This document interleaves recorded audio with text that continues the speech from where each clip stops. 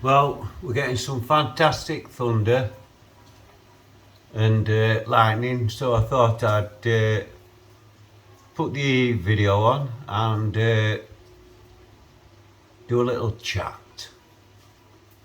Strangeways, 1976, my first whack. I remember walking up onto that centre and looking round in awe, frightened to death, because you've got to remember I was only 14-year-old. Imagine walking into Strangeways, 14-year-old, 1976. They were bad times. Mr. Brown, what governor, and he was a proper animal. He was a war hero. He got blew up. He was a tank commander, I believe, and his tank got bombed and they were abandoning, and his mate was still in. So he went back in and he got his mate and he threw him out at hatch, and then it blew up again. So Mr. Brown copped for it. It burned him and everything that badly. His eyebrows were gone, his nose were gone, his lips, half his face, his ears. He had to hold his glasses on with elastic. Even the screws hated him. He was that much of an animal. He came to Strangeways with his commander attitude, and that's how he treated the screws as well. I've seen him pulling them for not having the shirts buttoned up and all sorts of stuff. He used to have them out on parade before they came in to unlock the nick up, you know what I mean? First class animal. And like I said, that's the first time I met Frankie Fraser. Now, a lot of people think a lot of things about Frankie Fraser, but I'll tell you what I know. It was his henchmen you had to worry about, not him. And the reason Frankie was so feared was his henchmen would grab you, tie you up to a chair and everything else. All that'd be done and you'd be thinking wow and all that sort of stuff, freaking to death.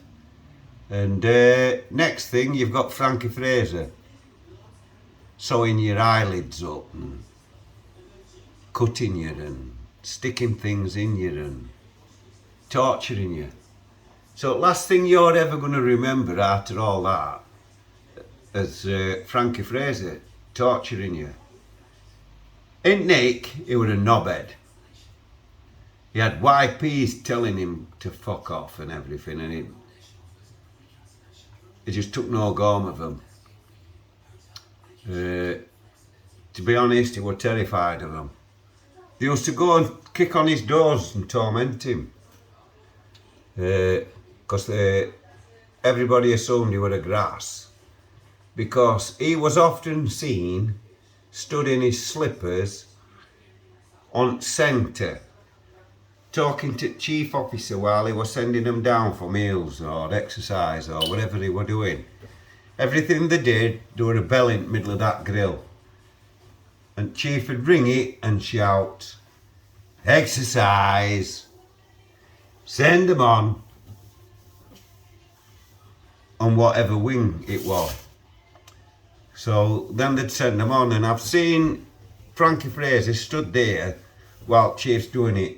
Now, inmates weren't allowed on that grill. You had to walk round it clockwise, and if you stepped on it, you had to scrub it. And you could see through grill, because it was a proper grill. And the hot plates were underneath grill. I think that'll be why they were so strict about not walking over it. And probably still are. Because hot plates were under there. Uh, so it'll be an hygiene, I suppose, yeah. But you don't think about that at the time, do you? You just think they're being cunts making you scrub it. Borstal boys used to have to scrub it all the time. It were a daily thing. They used to polish it up. They shone like a threepenny bit. They were shaped like a threepenny bit as well. A threepence. A threepence in old money. A threepenny bit, which is shaped similar to a 50p. And we used to get exercise, and I believe that summer we won it hottest on record. I used to hate walking around that exercise yard because it was compulsory. You had heat concentrating down on you, blasting down on you. You couldn't even get in recess, you know, out of way to get a bit of shade. Half the time there were wild cats in recess anyway. Gym were a big perspex, not perspex, fiberglass building. We used to have to run around that while everybody had managed to get changed, and then he'd have us doing all sorts of exercises such as burpees, squats, all press-ups, everything, you know what I mean? And running around, and there'd be different weights set out for different exercises, press behind neck, upright rowing, all of them. Press from chest, press behind neck, curls, cheating curls. It's actually an exercise, cheating curls. I thought they were taking mick, but it is actually an exercise. And then all step ups and all that, leading off each leg.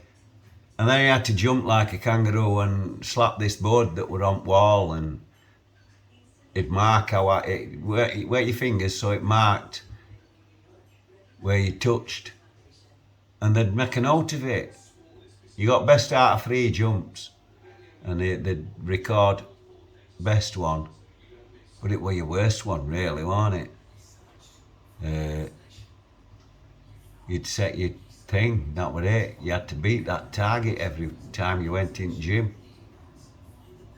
I could only do weight training because I'm no good at football. I don't like football. I don't like rugby. I don't like that. So only thing I could do was weight training. But it turned out to be brilliant. Mr. Rainey was an ex-Olympic judge, weights judge, and he used to take us out on competitions all over the place, and so we got little outings. It were alright. Then there was a Scottish screw, I can't remember his name, a gym screw, and he were pretty strict as well. He always wore a tartan flat cap. Then there were my house.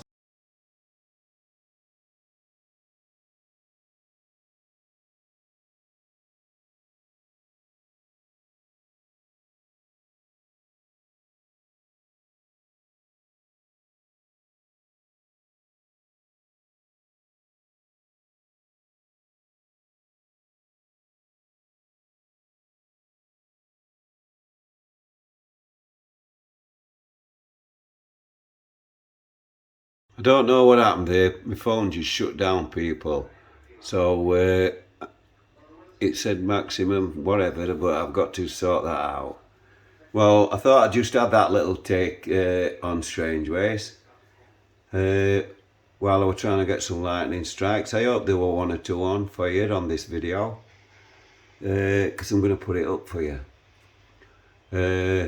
So if you aren't already, please subscribe, and thank you for your support. Respect.